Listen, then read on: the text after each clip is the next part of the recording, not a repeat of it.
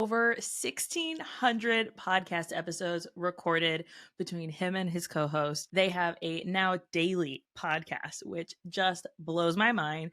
But Alan comes with so much experience and quite a life journey that he shares during this episode. You are going to get so much value and also understanding what it actually looks like to grow your podcast.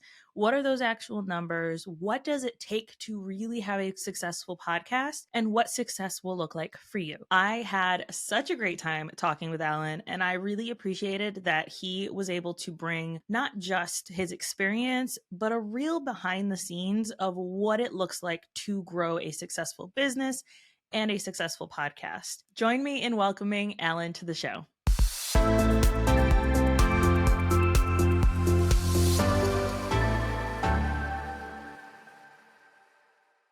Hello, Alan. Thank you so much for being on the show today. I'm very, very excited to chat with you about all of your podcasting adventures. I mean, you guys are over 1,500 episodes or 1,600 episodes at this point, which is incredible. So if you could start by telling everyone who you are, what you do, and about your podcast's multiple.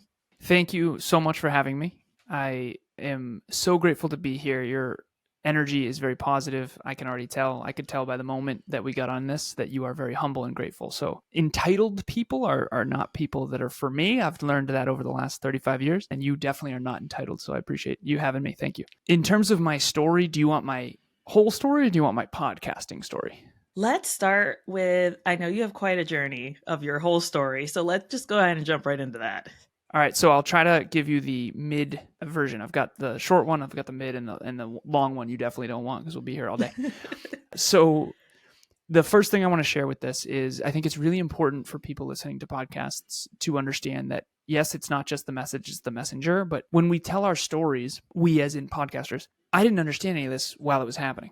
While it was happening, I was just going through it, and it was a roller coaster, it was a whole thing. I've kind of rewatched the movie metaphorically of my own life every year in my sort of ever since 26, so 9 years, and that'll make sense in a minute. But if you've ever seen a movie that you saw as a kid and then you rewatched it as an adult, that's kind of what it feels like. You're watching a movie from a higher sense of awareness. The movie didn't change, your awareness of it did. So again, when I tell this story, I didn't understand anything at the time. Just remember that.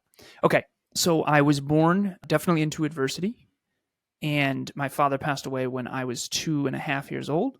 My sister was 6. And my mom was a stay-at-home mom, and she had 2 kids. And so from age 3 to 14, I had a stepfather named Steve Lazaros, and my real last name is actually McCorkle. When I was 7, I ended up taking his last name. So I'm the only non-Greek Lazarus. People always ask me, they're like, you have a Greek last name. You don't look very Greek to me. And so usually Greeks hit puberty quicker than I did. I'm still hoping to hit puberty at 36, so it's all good.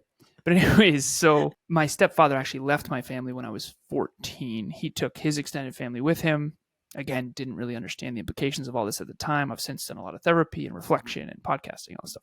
And so he leaves at 14, and he takes most of the income with him as well as his family. My mom and her sister get in a big altercation, and she sort of ostracizes us from her side of the family. And on top of that, we didn't spend a lot of time with my birth father's side because we were kind of unconsciously, maybe consciously pretending that my stepdad was my real dad, hence the last name change. And again, didn't understand any of this at the time. But by the time I'm 14 years old, I kind of, in a way, have lost 3 families, which, whoa. My sister had moved out by that point. She was 17 at the time. I was 14. I think she was 17, 18. And it was just me and my mom. My stepdad got the yacht and the apartment building. We got the house and the dog, and we went from like pretty well off to broke, and I got free lunch at school because our income was so low, and I was shopping at Salvation Army, that kind of stuff, thrift stores, and just trying to get by. And I went from super pumped to go to my dream college, Worcester Polytechnic Institute. It's kind of like a mini MIT, and that was my dream ever since I was 10 years old, and that was a really hard school to get into. I went from, holy crap, how am I going to get into this school? I want to work my butt off academically, to even if I do get in, I don't know if I can go because we don't have the money. And so in high school, I actually really bootstrapped and pulled myself together, and I got a ton of, so I got straight A's all through high school, and I got a bunch of scholarships, bunch of financial aid. I was kind of the obnoxious kid at the award ceremony that never sat down type of thing. which was awesome. And then I got to go to my school. I got in. It was great. And I could actually afford it thanks to the financial aid, equal opportunity, all that kind of stuff. And then no interest loans. My mom also helped. So I go to school. I go to computer engineering school at Worcester Polytechnic Institute, and it was nothing short of absolutely brutal. One of the hardest things I've ever done, but I get through it, get my bachelor's, and then I stay for my master's degree. I get my master's in business, and then I'm off to the races. And at this point, I've had a few internships, tech companies, computer engineering. It's early 2000s, mid 2000s, 2010s area. I think I graduated in 2011. And so obviously tech is the place to be. And so I did very, very well. I went from 65 a year to 85, from 85 to 105, from 105 to 125, eventually capped at around 180 back in like 2015. This is when I had sort of my turnaround existential, I call it my quarter life crisis. So at that point, I was very successful in terms of achievement. I had tons of college friends and corporate friends and high school friends, and I was friends with everybody. I was everything for everyone else, but not really much for myself. I had a paradigm of achievement and also pleasure. I had a lot of partying, a lot of fun, that kind of thing. And I was definitely successful from the outside in, but not from the inside out. And that was sort of my wake-up call, was actually when I got in my own car accident. So I'm 26 years old. I'm up in New Hampshire with my little cousin. He's 17 at the time. We're playing video games, Call of Duty, and we're going to TGI Fridays. No drinking, no partying, nothing like that, but we're going to TGI Fridays. I looked down at the GPS. It was that tough winter in 2015 when the snow was covering the yield signs, all the road signs. I was supposed to yield and didn't. I end up on the wrong side of the road. I look up and I see what I think is a Mack truck in front of me. Biggest, brightest lights I'd ever seen, right in front of my car. And I had the moment for sure of, there is just no way that we survive this. There's just no way. This is a Mack truck. There's no way. And it was a genuine, this is it. No question, no chance. Like, this is the end. Fortunately, it was not a Mack truck. It was a lift-kitted pickup truck, and I was driving a 2004 Volkswagen Passat. I was big on saving money. I paid off $84,000 worth of school debt in a single year. I had $150,000 in an investment account with all kinds of ETFs and stocks and index funds. I bought this car for $5,000 thinking I would save money and just invest a ton in the future. And I used to call this the tank. 2004 Volkswagen Passat. It was a very heavy steel trap of a car. It was a German engineered steel car.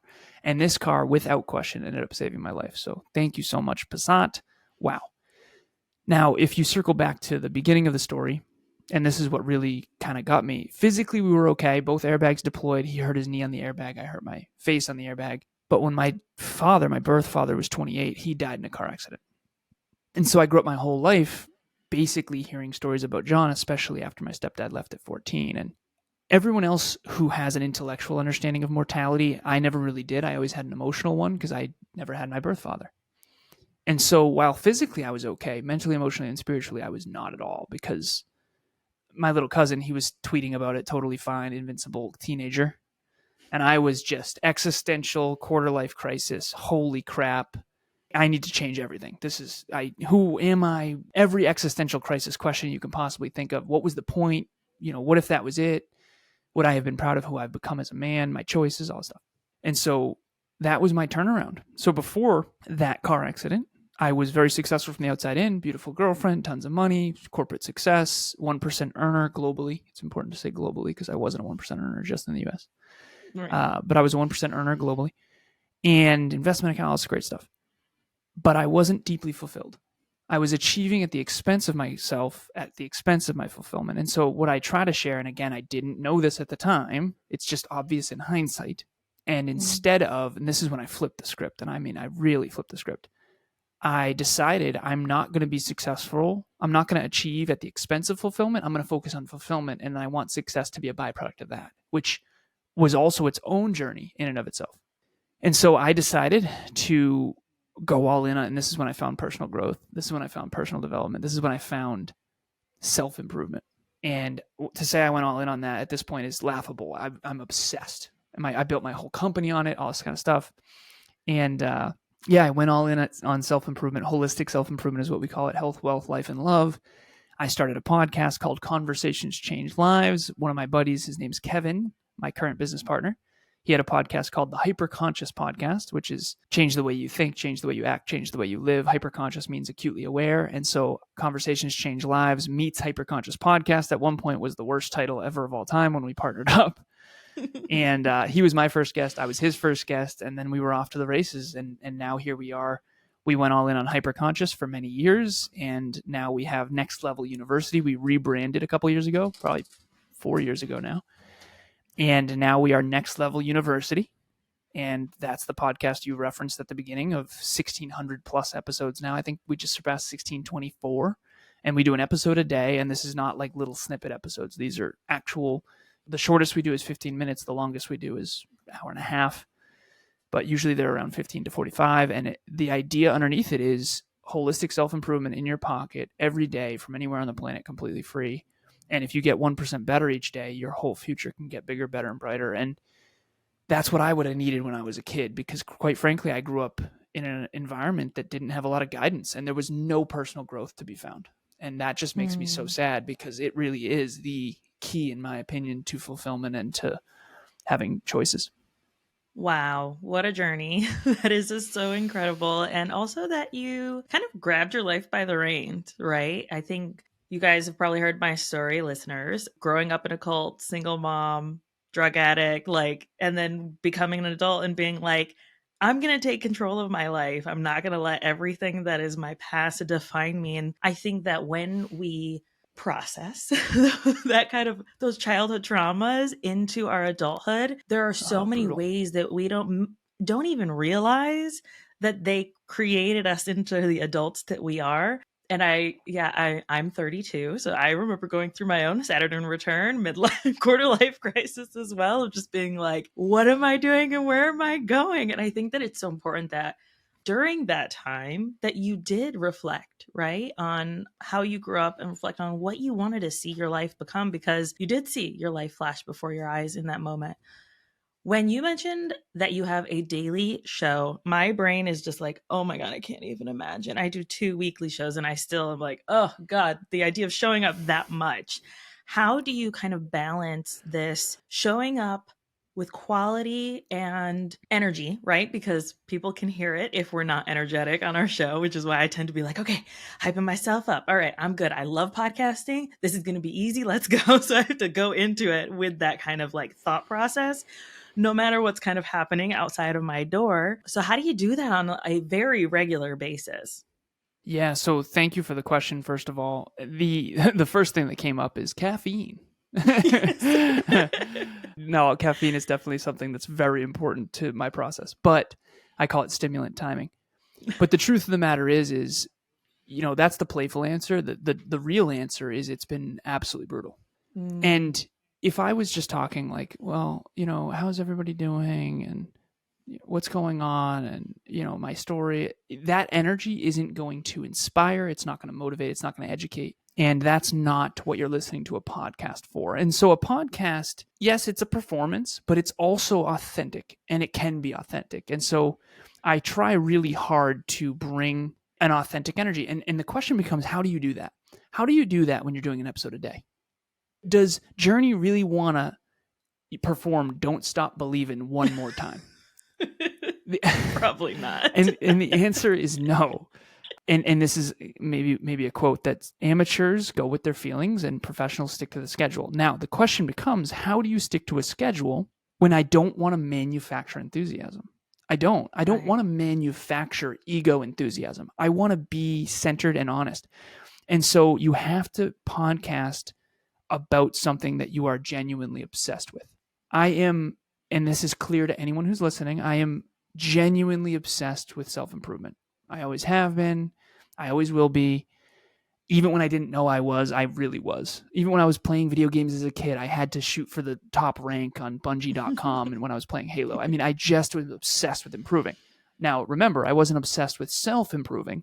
I was obsessed with improving, and then I transferred it to self after my quarter-life crisis, fortunately. But I am genuinely obsessed with holistic self-improvement. I can't imagine a life talking about anything else. Even right now, we're talking about podcasting, and I'm going to have this huge undertone of self-improvement, holistic self-improvement.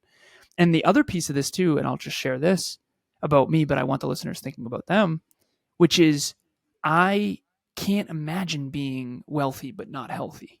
I can't imagine being healthy and wealthy but not in love. I told Emilia, my beautiful girlfriend, we have a podcast called the Conscious Couples Podcast, and it's so fascinating in hindsight. What are the chances that you succeed long-term statistically in business? And what are the chances that you succeed long-term in an intimate relationship? And then what are the chances you combine those two and succeed long-term? I mean, we really swung for the fences on this. And I told her, I playfully tell her, I said, I do not want to end up at the top of this mountain not in love.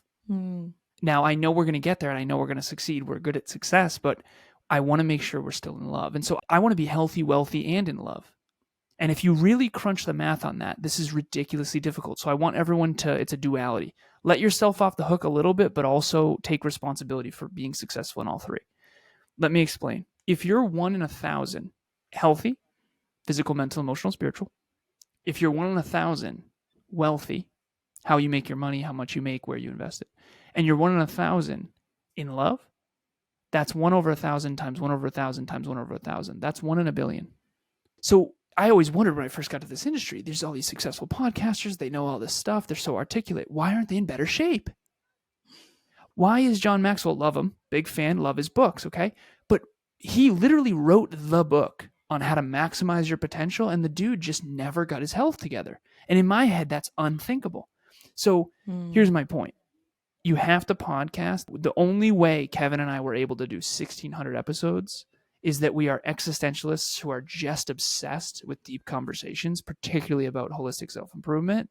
And if we weren't, there's just no way we would be able to show up every day. Because even though it's our passion and our purpose for a profit, even though it still sucks showing up every day. Now, the other piece of this is more logistics, is we batch it. Right. Obviously, we don't do one a day every day. We try to get them all done on what we call Marathon Monday. And lately, it's been all business conversations behind the scenes, so we don't end up recording until the day is almost over. But in the beginning, we used to go to the studio. We used to have an in-person studio pre-COVID, and we would batch all the content. And then we would, obviously, our production team would do all of that. So, but in the beginning, we started with 1 a week. We could never have started with 7 a week. No way. You got to start small and you got to build. And most people don't want to start small. You got to start so small. And then you got to slowly, incrementally over time build. And that's what we did. And we never, ever, ever could have done it without a great team. But that took time to build too. Still does.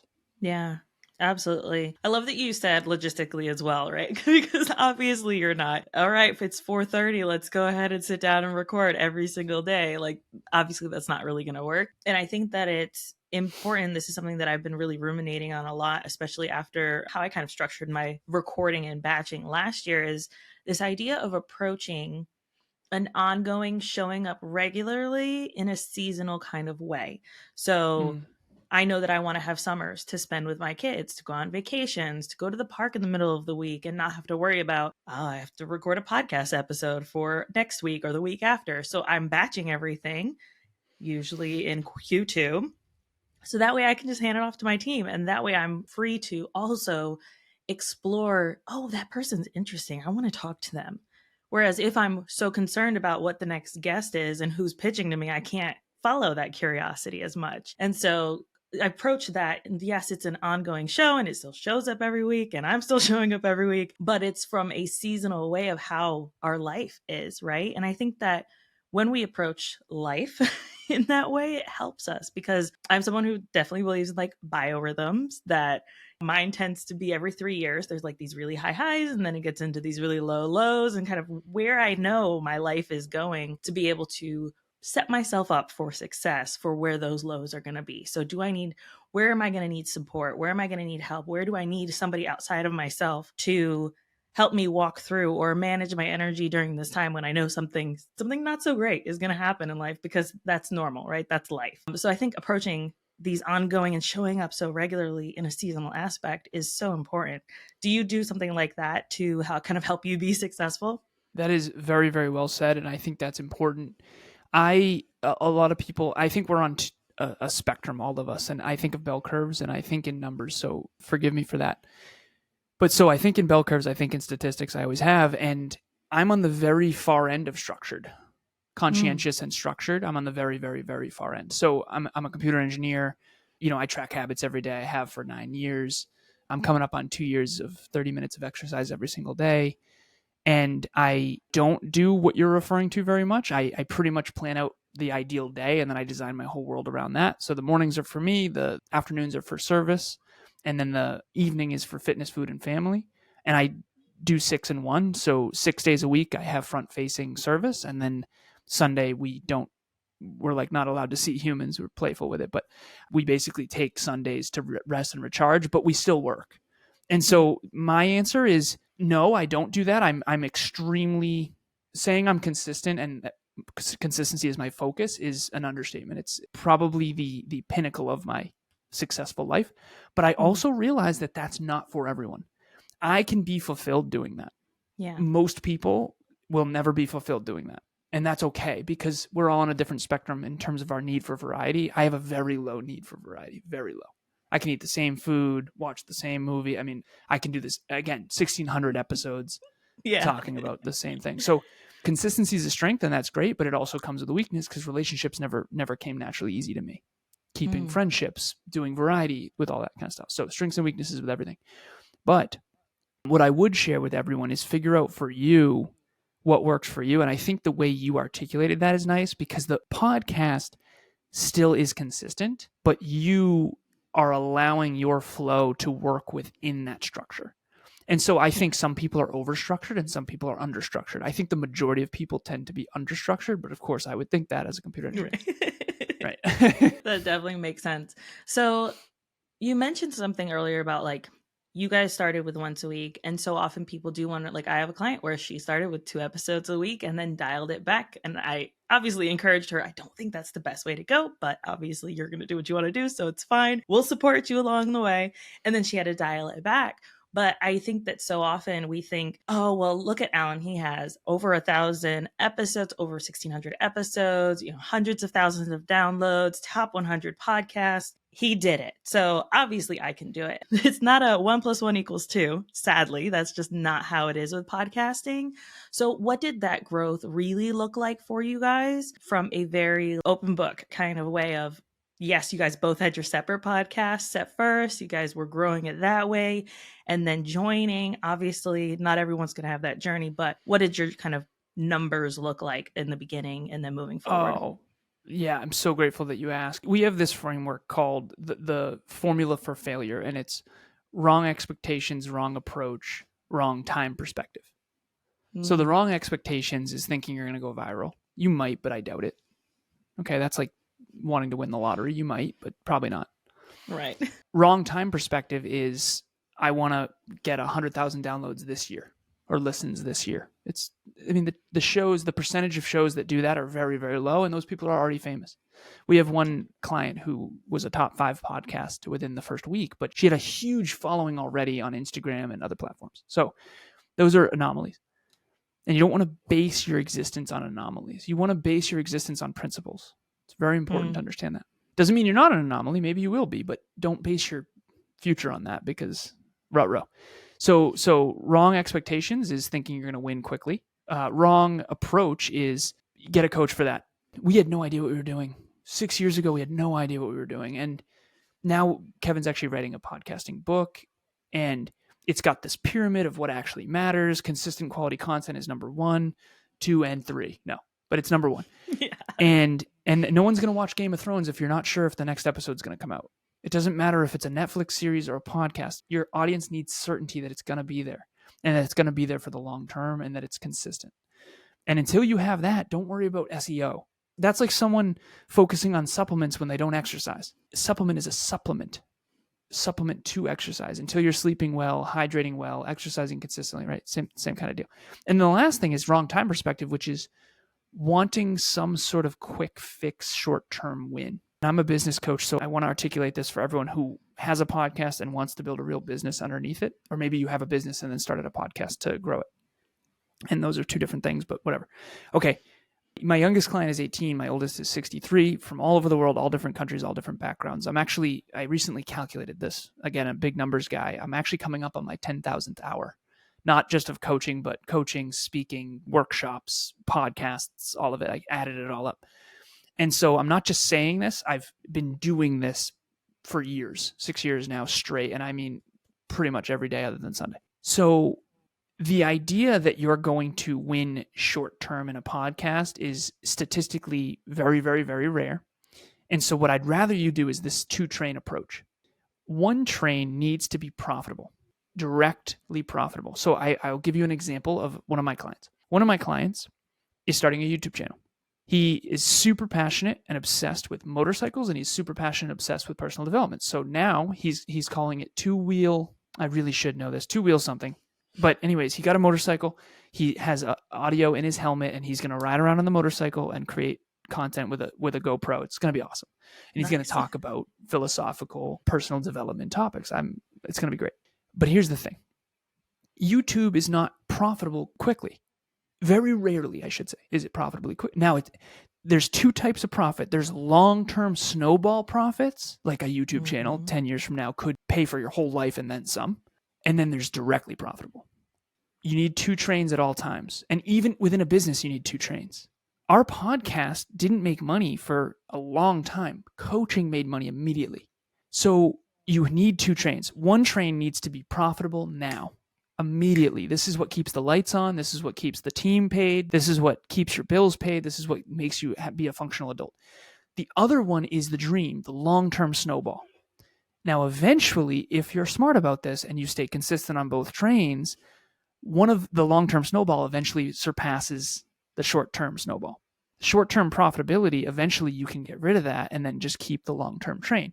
Here's the problem. People at the beginning see people like Oprah, who doesn't need anything short-term profitable anymore, and they only see 1 train. And then on top of that, she says, hey, if I could go back, I wouldn't have worked so hard. It's like, well, Oprah, easy for you to say. That's bad advice, just like the 4-Hour Workweek. Like, nothing against Tim, but kind of something against Tim. That's a very dishonest book. Tim has never worked 4 hours a week in his life. That dude grinded 80 hours a week for decades, and he went to Stanford and all kinds of stuff. If you study what people really do behind the scenes, you see that they are not working 4 hours a week. Even though it's a great marketing title, it's actually a very dishonest title. Now, in the book, there's actually some great principles, but that's a whole nother conversation. Here's my point. There is no quick fix. There is no silver bullet. We had to ramp up. The first year, we only had 1,054 listens. We did not do well. We only had 52 episodes. We get more than that a day now. Are we working 1,000 times harder? No, we just stuck with it long enough for it to actually scale and for it to actually snowball. And that's the law of compounding. And the law of compounding is the most powerful thing in the entire world. That's why The Compound Effect is my favorite book. It's not because Darren's so great. It's because that principle is just the most important principle in the history of the world, whether it's health, fitness, relationship. We all know that. You're not going to get divorced immediately. It's all the little things that you did or didn't do consistently leading up to that point that created that failure most of the time. And so podcasting is no different. You got to be consistent and you got to be improving along the way. And if you can do those 2, stay consistent on both those trains and improve them along the way, innovate and adapt, you will win eventually. And the key word is eventually. My business partner hates that word, but I always say it. I love that approach. Thank you so much for really being open and honest, because I think that so often, like you said, we do see those people that are only at that one stream, point. And I actually did a post just recently on Threads. I said, don't start that podcast. Here's why. If you're looking to make money quick, a podcast is not the thing to do. It is not no, find something else to do to make the money, get clear on your message. Then you could start that podcast while you're making money. No. So to the point of that client with the YouTube channel, I wish I had said this. I have him doing DoorDash. He does DoorDash driving for immediate profit, cash on hand, while he's doing his YouTube channel. And he does really well. I mean, again, he's young. So really well is relative to age because of, again, the compound effect.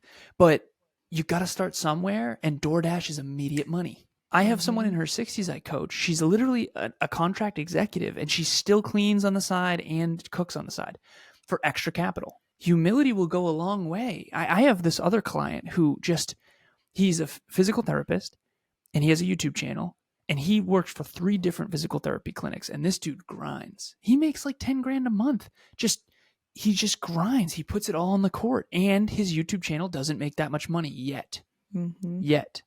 And so this whole I want to be successful on YouTube thing, or I want to be successful with a podcast thing, there has to be a profitable, immediately, directly profitable train that runs in tandem with that. And the last thing I'll say about this, it's so important for people to know this, because dozens of coaches, dozens of mentors, some of them were amazing, some of them were absolutely full of it. And I didn't know because I was a young, naive, ignorant student. Okay.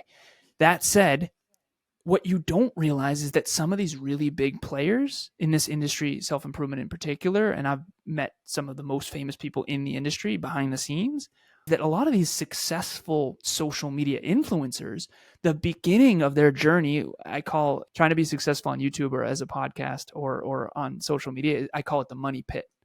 It's just a money pit. You just put a bunch of money in it and you just lose money for years. It's brutal. But what isn't said enough is, listen, by the way, the first few years, it was my husband or my wife or my parents or whoever that were fronting the bills. Or like Kevin and I, we just say we went into tons of debt. It's called the 2-2-7 rule. You start a business or podcast or whatever. It takes 2 years to go into massive debt, 2 years to get back out of debt after that. And then by year 7, you actually are in the green. Yeah, right. Yeah, no, it's so true. And I am someone who, my husband, he's a stay-at-home dad. He handles the household, he homeschools the kids, and I talk about that, especially when people will ask, oh, how do you get a quiet house as a mom when you're trying to podcast? Well, I tell my husband I'm about to record and he handles it. I get that that's not everybody's experience. They can't afford to do that, or maybe they're the stay-at-home parent, right? So I always try to preface it with like, no, this is my reality. That does not look like the same for everyone else. Not everyone has that ability or that privilege. For me to be able to do my dream while my husband enjoys and absolutely loves what he does, I could not do it. I could not be with my kids nonstop. It would drive me crazy. Good for you for how honest you are. I really appreciate it. I do. This is a very honest conversation. I like it. Yes. So good. Alan, this has been so incredible. Thank you so much for everything you've given during this episode. If you could tell everybody where they can connect with you, find you, listen to your show, and all of that stuff. And we'll make sure that we have links for that in the show notes as well. Yeah, thank you so much. Again, like I said, this was a very honest conversation. I don't feel like we had to contort ourselves to be something specific. We just got to show up honest, authentic, and vulnerable. So I really appreciate that very much, because that is not always the case. I've been on some shows where it's like, oh my God, this is just brutal. You want me to be a clown? Dance, monkey, dance, right? I can't. I just can't. So anyways, thank you for hosting a safe space for this. I think more honest conversations is what will change the world. Where can you find me?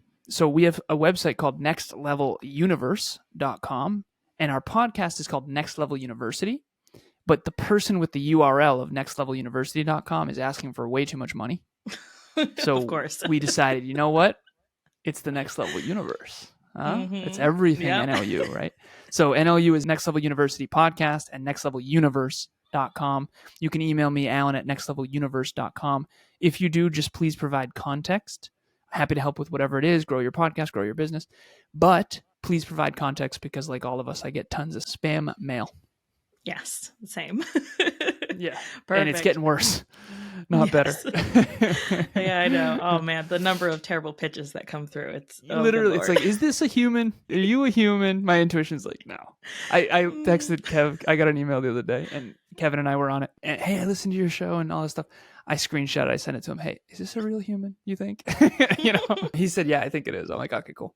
Let's rock. So it ended up being a listener, which is great. But if you do email me, just please provide context to this episode so that I understand. Perfect. Oh, thank you so much. You're so very welcome.